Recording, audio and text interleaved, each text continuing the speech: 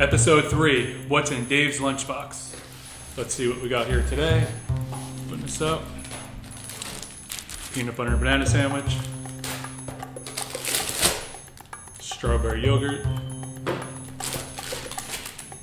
Vitamin water, lemonade, and a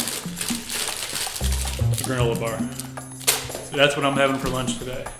Now, let's get on the topic. Today's topic is GFIs.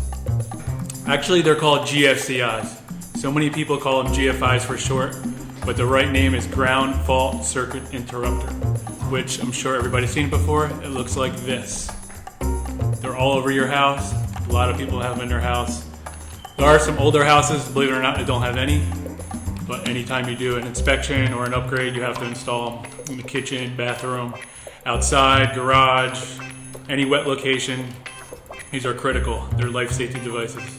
They trip off whenever there's a difference between the hot wire, the ground, and neutral. They'll just instantaneously trip, and you hit the little red button to reset it. They come in a lot of different types. One type is the actual outlet. The other type is the breaker. I personally like these the best because they're the most convenient. Anytime it trips, you just literally go on the panel, turn it off, turn it on, reset, you're up and running. The problem with these are they're hidden all over the house. A lot of times I get service calls, people can't find anything in their house, the outlet's not working and they cannot find these. And the biggest place they're hidden, believe it or not, is in garages. People put shelves over the walls in the garage and they hide them. It could take us hours to figure that out sometimes. And sometimes they're in crawl spaces, sometimes they're in closets, outside, and what happens is they have a master and slave. So when this master trips, everything else daisy chained on that circuit will go out. So if you can't find this, it's going to be very, very frustrating trying to get the power back on to reset it. The other type is they have one that looks like this, but it has no plug in it. It's called a faceless GFI. Basically, it's a GFI with just a button on it.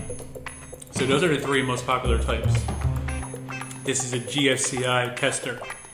What this does, the little red button in there, plug it into the outlet, click, it trips. It's very important to do maintenance on GFIs. People don't realize that. If you don't do maintenance on them, they go bad a lot, and the worst times is when they don't work. In the summer, when you decide to open up your pool or start using some outside appliances or lights, you plug it in, they don't work.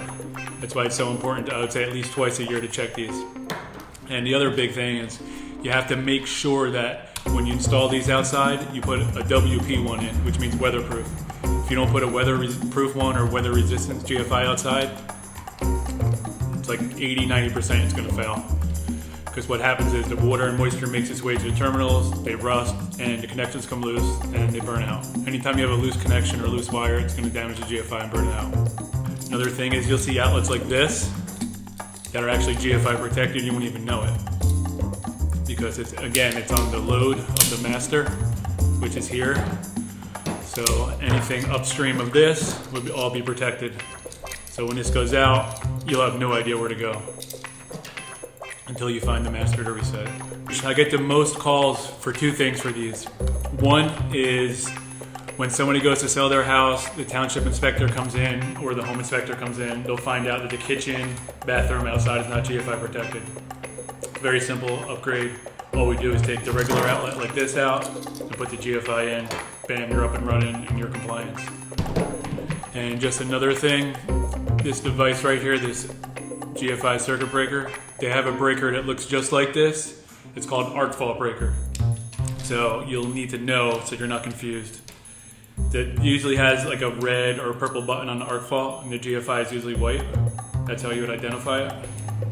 Every manufacturer makes a different style, depending on what kind of panel you have. Whether it's a Cutler hammer, Square D, GE, Murray, they all have their own unique style to them.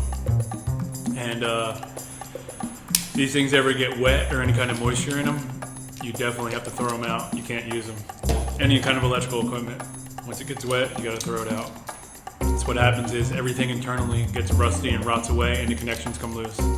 So over by the ocean, the barrier islands, huge. These things are like, they go bad, I'd say, every year. I have a couple customers every year that call me for the same thing. for the GFIs going out. That's why it's real important, again, to do maintenance.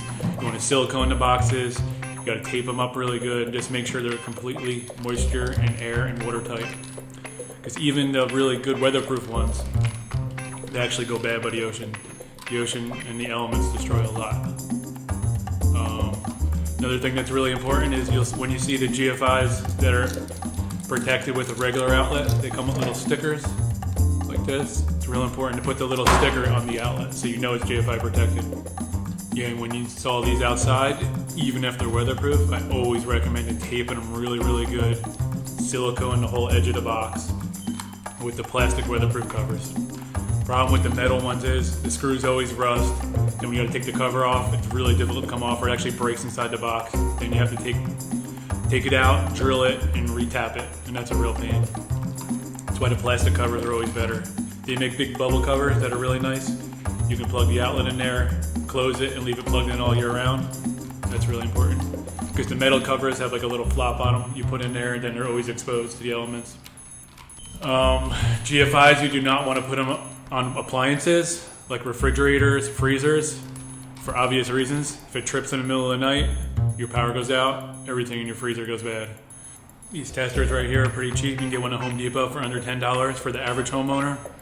If you just want to make sure your GFIs are all up to compliance and up to code, buy one of these. You don't have to call an electrician. Walk around, put it in, click, test. And also, it's good for troubleshooting. It tells you if there's an open ground, open neutral, open hot, hot and ground reversed, hot and neutral reversed, and correct wiring.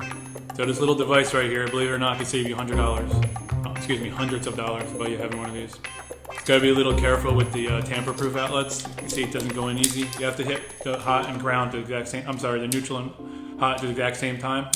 If you put it in at an angle, it's not going to go in. These are tamper-proof. They're child safety outlets, so nobody gets hurt.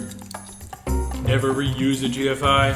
If you come across a used one like this, definitely throw it out. I would not recommend reusing it. And never buy used stuff on eBay, like GFIs or any kind of electrical equipment, because electrical, you don't want to mess around with. It's way too dangerous. Some people think they could save money by buying it cheaper online on eBay or any other online sites. It's not worth it. The prices vary in these depending on where you get them. You can go to like a local hardware store and they'll charge you, I've seen them actually $35 for the exact same one that's at Home Depot for $15. So you have to be careful where you shop for them. Prices definitely vary. Alright, let's see if there's any questions so far. What do you do if you can't reset a GFI and it's not working? Okay, good question. So if you can't reset a GFI, there's two reasons. One, like I was just saying, it's either wired backwards. Your power is feeding on the load, not the line. If the GFI doesn't have power, it's never going to work. The device needs power itself to work right. So if it's wired backwards, it's never going to reset. Or two, if it's bad. Like I said, a lot of times they go bad. Those are the two reasons why you can't reset it. Okay, what is the difference between a GFI and a GFCI? They're actually the same thing. A lot of people call them GFIs for short, but it's actually called a GFCI, which is a ground fault circuit interrupter. They're the exact same thing. What will happen if you mix up the red and black? Is it like a car battery? Well, the red and black is just a button on here. The actual wiring on the other side, it's black and white. If you mix up the two colors, the circuit breaker will instantaneously trip and shut right off. So you really can't go too far if you mix them up. You'll know right away. It'll either blow up in your face or it'll trip. Alright guys, well, it's 12:30. Thanks for watching. Really appreciate everybody watching. And we'll announce what tomorrow is going to be about. We have to figure out the topic. If there's anything anybody wants, just put it in the comments. If not, we're just going to pick something to talk about tomorrow. Alright, thanks guys.